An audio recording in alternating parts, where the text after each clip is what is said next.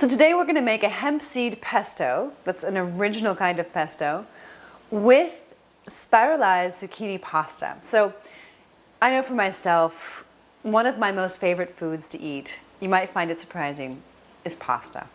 And I miss it sometimes. I miss the flavor. I miss everything about it. So what is remarkable is this device here. It's like a very small device. And it's called a spiralizer. And what I'm going to do is spiralize a zucchini. And what happens is it turns into pasta. So it's pretty easy. I'm basically just pressing the zucchini into the blade, turning it around, and then out the other side comes pasta. So this is the thicker kind of pasta.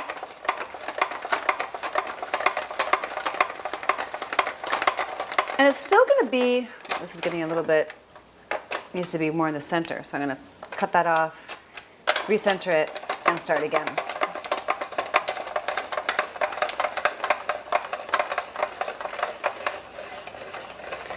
All done. So this is like a thicker one. This is more like a linguine kind of pasta. And it's still kind of hard. So I'm just going to leave it over here for a minute.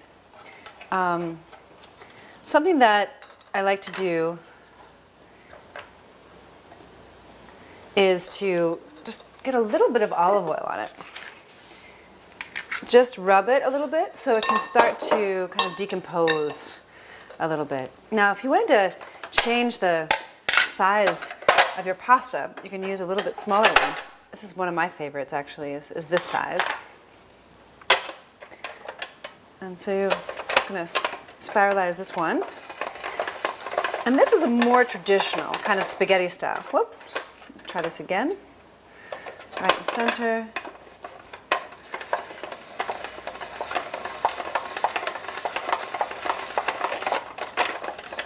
I'm going to cut this end off. A little troubleshooting here with the spiralizer. You can also use daikon radish. You can use parsnips. You can use, what else do I like to use? One of my favorites actually is celery root. That's really nice during the winter months when that's in season. But this is a really nice texture and a little bit thick, but it's also kind of like a spaghetti.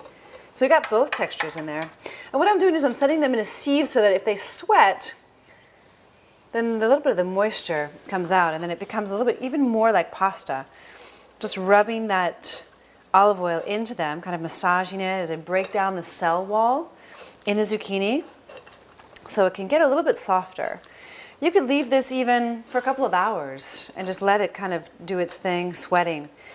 And the more you let it sweat, the softer it becomes. Now, I really like to do this before I put, look, isn't that cute? I like to do this before I put the sauce on, because what happens is a sauce can get really watery if you don't let it kind of sweat before you combine it with sauce. It's not required, but you can also make your sauces thicker if you're going to combine it with a zucchini, just knowing in advance that it's going to sweat a little bit. It's just the nature of the vegetable. It's very high in moisture. So I'm going to let this sit aside, and I'm going to move over here and make the pesto sauce while that's kind of sitting aside.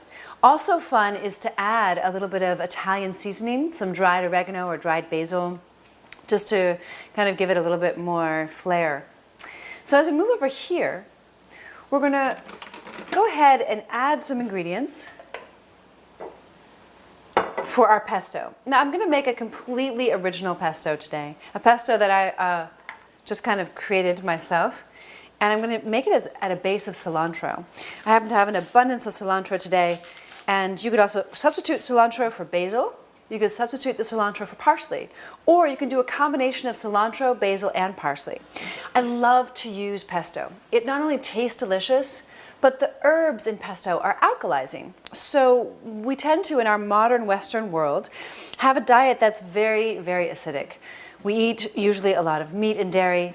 I personally have found that a plant-based diet is giving me the best health that I can have, the best body tone, the best skin, the most energy. So I've chosen a plant-based diet, and it's my goal to really share plant-based food ideas with you so that you can prepare them easily at your own home. Because each ingredient that we're going to be preparing in this delicious dish is highly health-giving. So the more health-giving food you can put in your body, the better you're going to feel, the healthier you're going to be, and the more contribution you can make to humanity, living your purpose. So herbs are very green, of course: basil, parsley, cilantro, mint. We also have mint here. And they're alkalizing, and they're full of minerals and phytonutrients, chlorophyll, and trace minerals. So I'm going to go ahead and place the bulk of the herbs, the cilantro, in the food processor, fitted with an S-blade, and then I'm going to add some mint to it. I like the way mint kind of lifts flavor, and sometimes it can round out that rather soapy texture and taste in your mouth of cilantro. So I'm going to go ahead and add about 2 tablespoons of mint. I'm going to add garlic, of course, which is the star ingredient in pesto. And I'm also going to add some, instead of adding sea salt, I'm going to add dulse. Now, I've soaked the dulse in this recipe. Dulse, of course, is rich in minerals, potassium, magnesium in particular, and is really a great source of iron and protein. And since it's been soaked, it's gonna break up a little more easily than if it were dried. I'm also going to add a little squeeze of lemon juice. This helps to preserve the pesto because I really enjoy, having the pesto on hand for a couple of days, and this really helps to keep the color. Oftentimes, if you don't add the lemon juice, it'll turn brown, and that's not really the best ever. I like to add a little bit of spice to my pesto. Habanero is my pepper of choice these days. Jalapeno aren't quite ripe yet, I learned recently, so they're not the best to use, but habanero is usually picked when it's already ripe. And so we add a little bit of habanero. If you don't like spice in your life because it's just too activating or just too much for you, then you can also use no spice. Or if you can't find habanero or ripe peppers because they're not in season, go ahead and use some cayenne pepper. That's equally as delicious. And because we're not using salt, a little bit of spice is important to kind of create the complexity of flavors that we're looking for, even though we're not using the salt.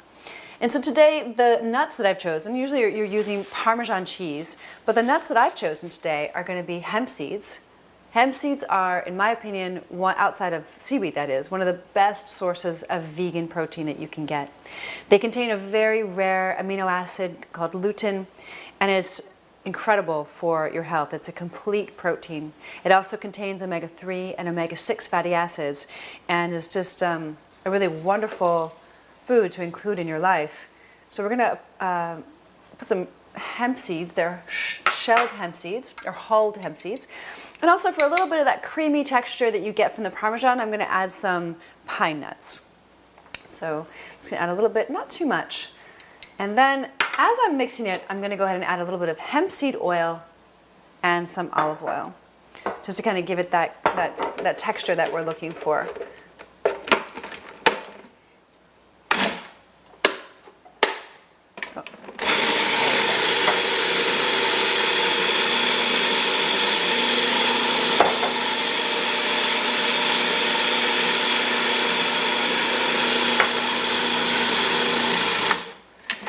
Mix it, over mix it, because then it gets like creamy, or too creamy. But here we have like a very beautiful pesto. It smells so fresh. It's like a summer pesto, or I should say a spring pesto, because springtime is actually the time for cilantro. This is not softened completely yet, but it'll keep softening up as we mix it. So I'm going to go ahead and put the zucchini in a bowl. It really hasn't had the time to sweat that much.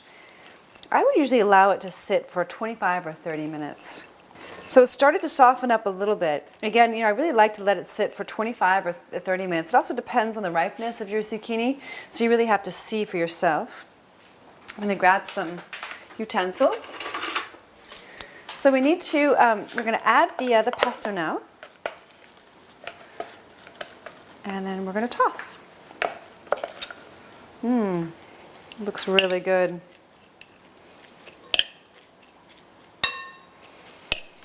And now it seems quite dry, and that's exactly what I want. I want it to be really, really dry, because I know that the zucchini is going to sweat, and then it's going to create a nice sauce. So you just want to coat it nicely. This might even be easier with your hands if you're comfortable getting your hands in there. You know, when I lived in Switzerland, I knew the ambassador of India's daughter, and she and I would spend a lot of time together. At that time, we were both learning German. And it was really sweet. She said, one time we went out to lunch at this vegetarian restaurant in Bern, and she said, you know, whenever I use silverware, I never feel full. I thought that was really sweet, you know, because she eats with her fingers, of course, and she does it so eloquently and so elegantly. I could never do it as politely as she does. It's really an art. But I thought that was really sweet. So it gave me a whole new idea of how to connect with food, you know, through my hands, actually. So here we go. So this is going to be the pesto. This is a great side dish. This is also lovely if you want to add some additional things. My goal today was to keep it really, really simple and fast. And as you see, we pulled this together in under 5 minutes. And so my goal was to keep it fast and easy. But this is also really fun and nice to eat with minced red pepper to add a little color. It's delicious on its own as a side dish or even as a main dish. So beautiful with all the spiralized goodness. And this is really a complete protein, full of nutrients. I would probably serve this, you know, along with a sprout salad just to get, you know, that live goodness in there. So it just needs some color, so I'm going to have to add some color here. So we can add a little bit of decoration. Beautiful.